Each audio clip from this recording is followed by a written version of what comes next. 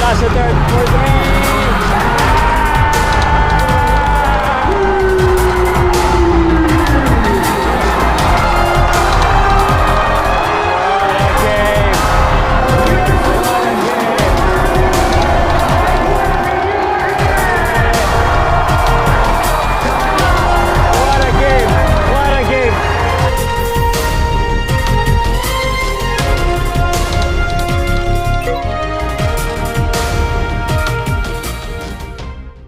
What's up guys, Pausalud Pauka Sports and we're back here. Dito po tayo sa Araneta Coliseum. Yung footage na nakikita nyo, yun yung bago kong hover drone na ginamit ko papasok.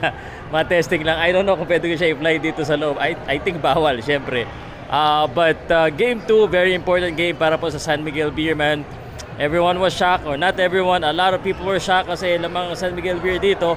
But the Meralco Boats came in. Grabe yung ginawa ng Meralco Boats. Pinanalo nila and palaban po pati mga fans ng Meralco Boats. So game 2, I think it's a must-win situation para sa San Miguel Beerman. Hindi pwedeng mag-collapse na naman sila sa bandang uli. So anyway, come with me. Sama ko kayo sa Beyond the Basketball Court at kung makapag-interview tayo ng mga fans at saka ng mga players. Let's go. So this is the scene at the gates ng Araneta Coliseum.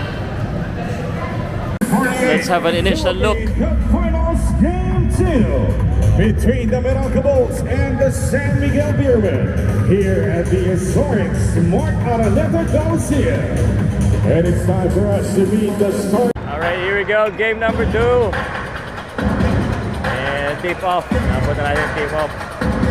Ito magandang araw, tanghali gabi. Pausalud Pauka Sports back here dito po sa Araneta Coliseum. And I'm seeing a lot of orange. Puro orange. Jambol. Let's go. So again, kaya sinabi ko, must win. Sa tingin ko, must win na kagad para sa San Miguel. Ito si CJ Perez.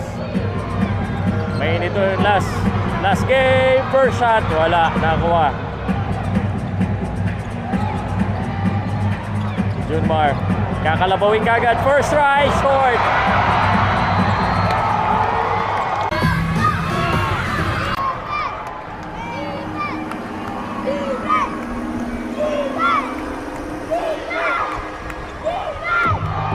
Gaya usual, squatter tayo sa mga events. We go in different places.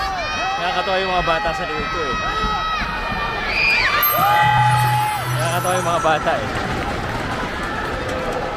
Guys, pagtingin ko sa paligid, parang feeling ko mas lamang ang Meralco Boats fans. Marami din. Actually, hindi talaga parang mas lamang eh. Pakita ko sa inyo ha. So, SMB fan here. Wala, kulang na dito eh. Pero pagdating dito eh, puros orange na eh. Orange eh. Hindi, mga 50-50 siguro. 50-50. Right. So, gaya ng uling vlog ko, 15-8. Lamang ang San Miguel. Ganyan din nung first game. But they weren't able to hold it kasi at the end. So, sana ma-hold nila kung gusto nilang manalo. Kung hindi, feeling ko baka Meralco pa mag-champion pag nag-0-2. Pero syempre, Biragel, kahit 0-3, kaya ng Beerman eh.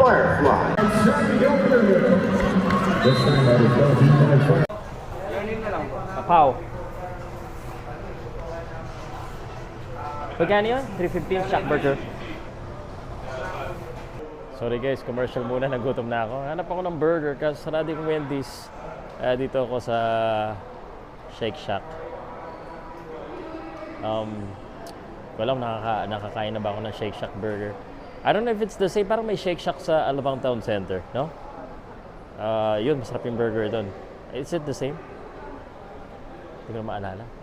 Tikman na lang natin. Sabi ko sa inyo kung sarap.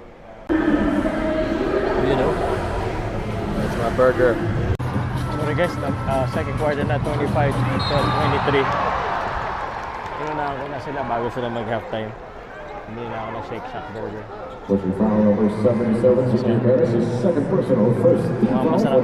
Masarap naman. Ng Wendy's eh.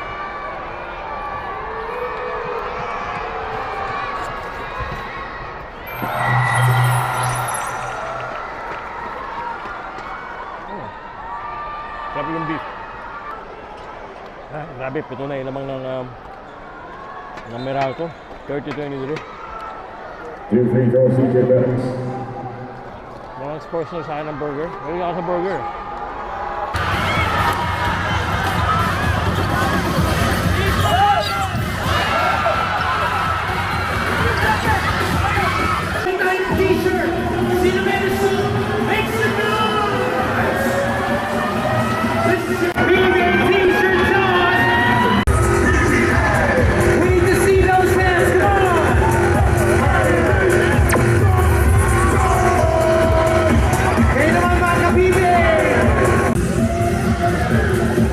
What's up guys? 49-48, lamang San Miguel, isa lang nilamang. Ang masabi ko lang, Meralco Boats talagang bawat front may sagot talaga. New Star Resort Cebu. Our official nutritional supplements.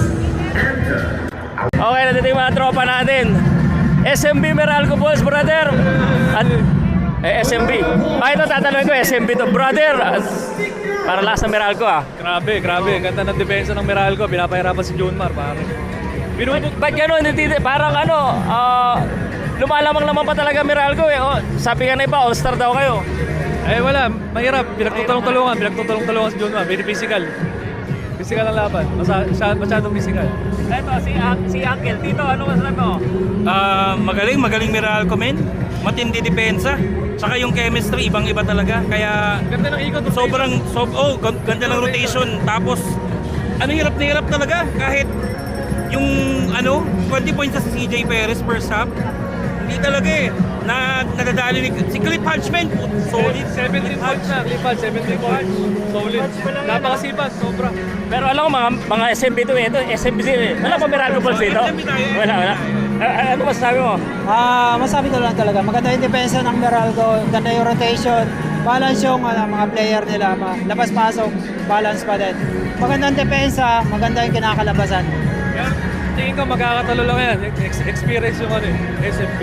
Sabi ko, dapat manalo sila ngayon. Pag natalo sila ngayon, delikado. Feeling ko may gagawing adjustment ang SMB second half. Kaya feeling ko magiging tie ang series. 1-1 pagkatapos itong gabi. Malungkot to mga to pag natalo. But teka, pag-usapan natin muna yung Boston Celtics. Boston, ano ba kayo? Dallas o Boston? Dallas. Boston, solid. Tambak yung Dallas mo. Alam kong natambakan na yun ng first game. Ako lang pala po. Pero Dallas, tiwala pa rin ako kay Kyrie at kay Luka. Di yun man, men! Dallas! Hey, what's up? What's up, brother? Dallas, Boston. Boston! Clean, Boston. Kumatig yan. Ikaw. Tambak na, tambak. Our last genre is a reggae song. Let's hear it. Al Francis nasa likod ko. So start of the second half, may kinausap si Al Francis Chua na player, and obviously Meralco really playing well as well. Yan si CJ Perez, ang pinakamaraming puntos na score. At sa sobrang excitement, alam mo yung mga SMB players talagang nakatayo sila all the while, lalo na itong next na makikita nyo na napakatindi ng tira ni Cliff Hodge. Cliff Hodge against Perez. What? I think sa timeout should be called. One timeout. 66-64. Kanina in the lead on San Miguel Beer. Ngayon, iba yung depensa nila eh. Hard foul right there. It's okay. Foul on number 7, Cliff Hodge, his second personal, fourth team foul for the Meralco Bolts. Sabi, sobrang dikit ng laban. 80-78. San Miguel Beer na. Nagkakainitan pa. Nagkaroon ng technical foul kanina si coach. Missed that one. Ibang bola lang. Kuha pa ng Meralco. While we watching the highlights at itong ginagawa ko itong vlog, isip ko lang Meralco Bolts, tinalo nila yung sarili nila kasi isang puntos lang eh. Ang dami nila ding free throw na namintis. This timeout is brought to you by Arena Plus, the official sports entertainment gateway of the PBA. Chance for San Miguel.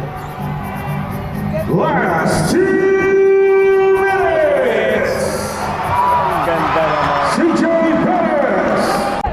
40 seconds on the shot clock. Bola na San Miguel, 90-89. 58.2 seconds. Inches ng SMB.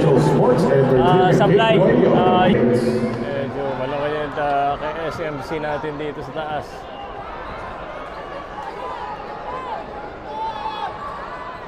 Seconds. Hutch with the ball. Lamang po sila ng isa. Chance to make this 3-point lead. Or 4. 4. Pass!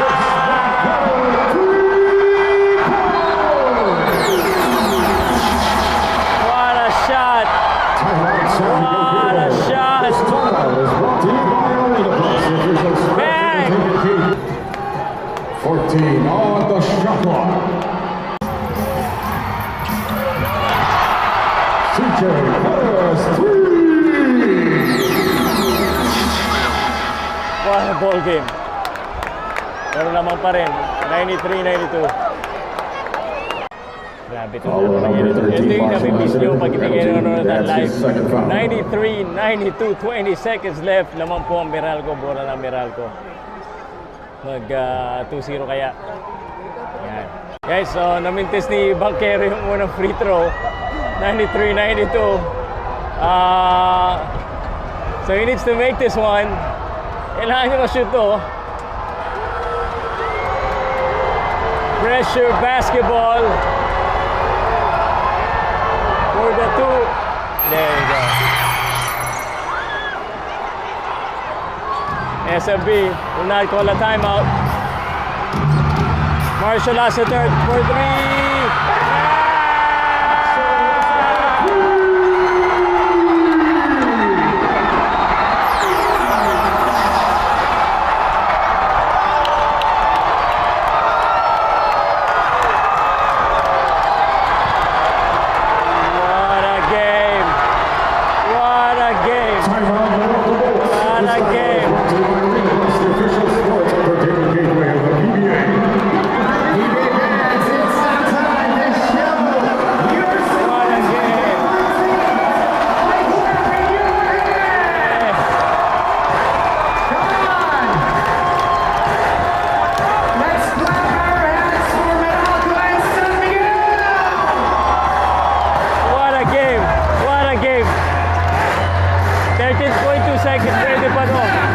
Anything can happen. But what a shot there by Marshall Lassiter. Grabe. 3-point shot ni Marshall Lassiter naman ngayon ang SMB ng isang puntos lang. 13 seconds. Para sa panalo, 10 seconds. Chris Banquero attacking, going inside. Oh, it's an out. SMB rebound. And SMB is gonna run away with a win. Is there a foul? Wait, may foul pa. May foul pa. May foul pa. But looks like the SMB will get this.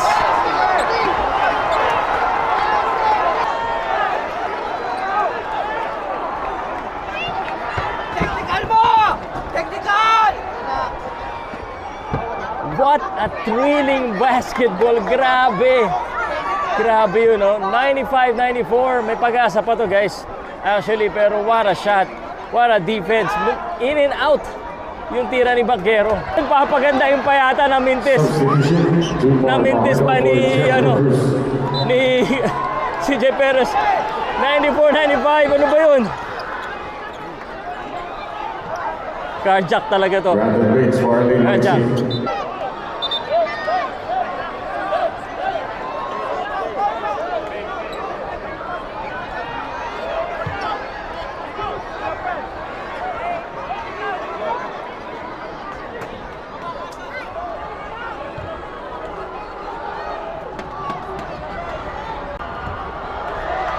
Ay!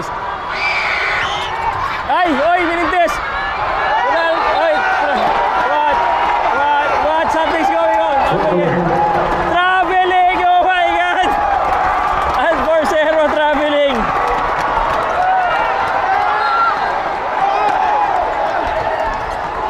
Menintes sinadya. Menintes ni CJ Perez. Wala na.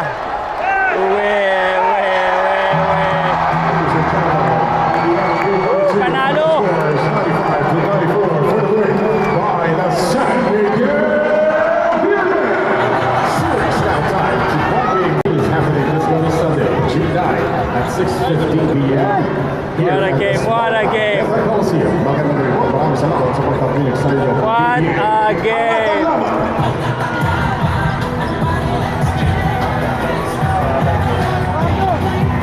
What a game.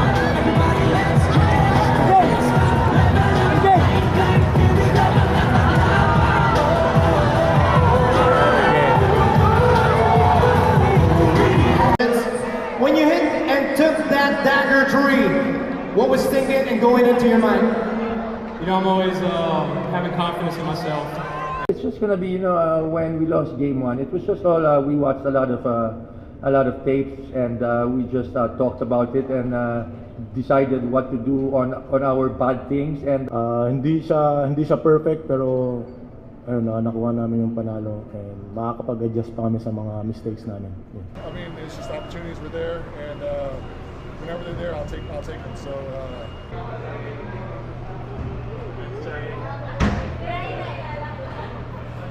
Mga fans, okay lang yan kasi kumbaga ito yung trabaho namin eh. Kumbaga okay lang sa akin yun. Nothing personal. Coming down, I was just thinking, if the shot's there, take it.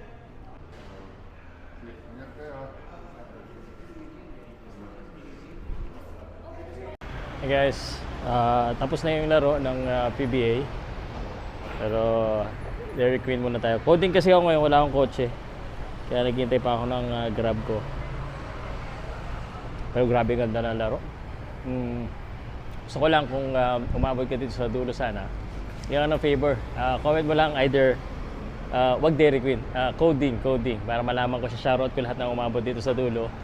At kita tayo sa next game. 1-1 na po